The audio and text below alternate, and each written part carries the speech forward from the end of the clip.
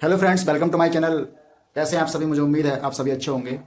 दोस्तों, आप कहाँ कहाँ से बिलोंग करते हैं प्लीज़ कमेंट कीजिए और बताइए कि आप कहाँ कहाँ से बिलोंग करते हैं। दोस्तों, मैं आज एक ऐसे टिप्स लेके आया हूँ आपके लिए जिसे मैंने खुद फॉलो किया है और उन टिप्स को फॉलो करके मैं गवर्नमेंट टीचर बन पाया। जी हाँ दोस्तों, ऐसे 5 टिप्स जो मुझे उम्मीद है कि अगर आप भी फॉलो करेंगे तो ज़िंदगी की उन ऊंचाइयों तक पहुँच सकते हैं जहाँ तक आप पहुँचना चाहते हैं। 5 टिप्स देने से पहले मैं आपसे रिक्वेस्ट करता हूँ कि प्लीज़ चैनल को सब्सक्राइब कर दीजिए और वीडियो को पूरा देखिए। लास्ट में मैं कुछ ऐसी इंपॉर्टेंट बातें आपको बताऊंगा जो मैंने फॉलो की थी और उनको फॉलो करके मैं अपनी जॉब तक पहुंच पाया या इन हालातों में पहुंच पाया जो हालात में शायद आप होंगे या आपके कोई संबंधी होगा। आपको, आपके संबंधियों को ये वीडियो बहुत ही इंपॉर्टेंट होने वाली है। जी हाँ दोस्तों, हालात से काबू पाने के या हालात पर विजय पाने के ऐसे 5 टिप्स मैं देने वाला हूँ आपको जो बहुत ही महत्वपूर्ण होने वाले हैं। उसमें से पहला नियम है जो आपको फॉलो करना है। दोस्तों, स्वयं पर कंट्रोल बनाना बहुत ज़रूरी होता है आज के टाइम में। आप जिस भी रास्ते पर जाते हैं, जहाँ भी आप जाते हैं, आप जिन हालातों से गुजरते हैं, किसी ने कहा है अगर आपके हालात किसी दूसरे को पता ना हो तो आप उन्हें खुशी खुशी गुजार सकते हैं, लेकिन अगर आपके हालात कहीं नेगेटिव हैं और अगर आपके पड़ोसी को भी पता लग गए तो आपका जीना मुश्किल हो जाता है। इसी नेगेटिव हालात में, परिस्थितियों में आप जी रहे हैं और अपने लक्ष्य तक पहुंचना चाहते हैं तो आपको अपनी संवेदनाओं को, अपनी फीलिंग्स को, धैर्य को, गुस्सा को, तनाव को आपको संयम में रखना होगा। आपको उन पर कंट्रोल करना होगा। दोस्तों, दूसरा जो नियम है जो आपको फॉलो करना है वो है अंडरस्टैंड द सिचुएशन। जी हाँ, स्थिति को समझना है। आप जिन हालातों में हैं, आप जिन परिस्थितियों में हैं, उन परिस्थितियों को ध्यान में रखते हुए अपने आप को मेंटेन करके चलना है।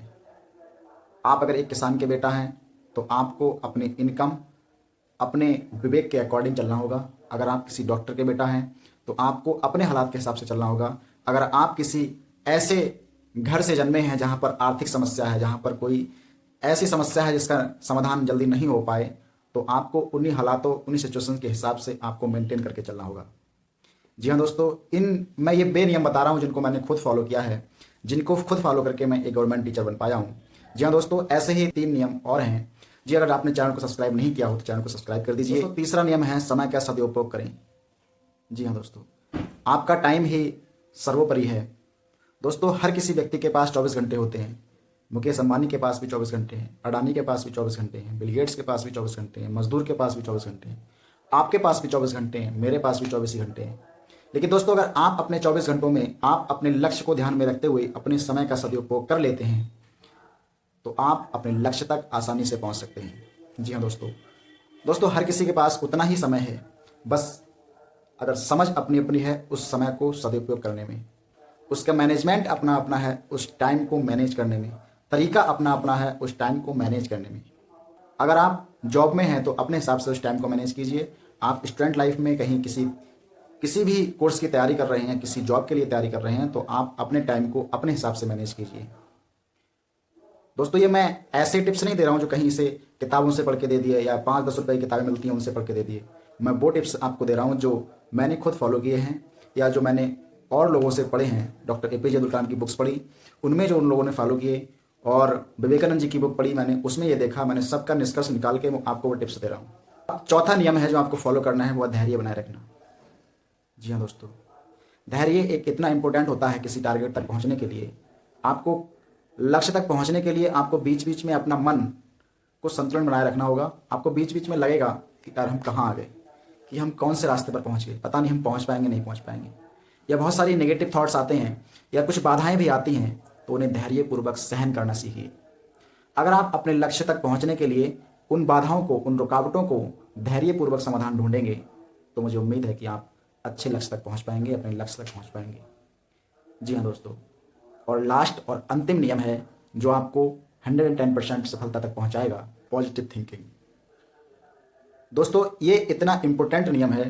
पॉजिटिव थिंकिंग के बिना आप किसी भी लक्ष्य तक पहुंच ही नहीं सकते, क्योंकि लक्ष्य आपको जो रखा है आपने, उस लक्ष्य तक पहुंचते टाइम आपको बहुत सारी नेगेटिव थॉट्स दिमाग में आते हैं। आपका विवेक आपसे बोलता है कि आप नहीं, आप कहाँ आ गए, पता नहीं आप कैसे टारगेट तक पहुंचेंगे, क्या आप गलत तो नहीं आ गए कहीं? क्या आप सोचते हैं ऐसा? क्या आपने कभी सोचा है ऐसा? मुझे उम्मीद है अगर आपने ऐसा सोचा है तो आप उस टाइम पर अपने आप को पॉजिटिव थिंकिंग के साथ रखिए। आप रखिए, अगर कोई दूसरा कर सकता है तो आप भी कर सकते हैं। तो आप जानते होंगे मिल्खा सिंह और जब पाकिस्तान के धावक के साथ जब मैच होने वाला था उनका, तो पाकिस्तान के धावा के कोच ने बोला कि ये तुम्हारी लास्ट रेस हो सकती है। तो पता है दोस्तों उन्होंने क्या जवाब दिया कि मैं दौड़ूंगा भी वैसे ही। दोस्तों पॉजिटिव थिंकिंग ऐसा नियम है जो व्यक्ति को उनकी ऊंचाइयों तक, जहां तक वह पहुंचना चाहते हैं, वहां तक पहुंच सकते हो। कैसी लगी वीडियो कमेंट कीजिए। मुझे उम्मीद है आप सबको पसंद आई होगी। प्लीज़ चैनल को सब्सक्राइब कीजिए और ज़्यादा से ज़्यादा लोग शेयर कीजिए। धन्यवाद।